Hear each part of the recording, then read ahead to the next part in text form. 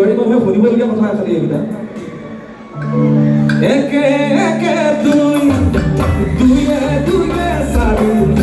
জুইয়ে তাকন মাতো মাতো লাগে তোমাৰ নামে কাঢ়ি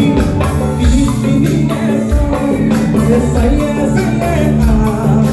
তোমাৰ লগত বহু লাগে প্ৰেমৰ কবিতা দুৰা চুৱাবি মোৰে মৰমী জনী মোৰে ৰোৱা মনাবি মোৰে নানানাবি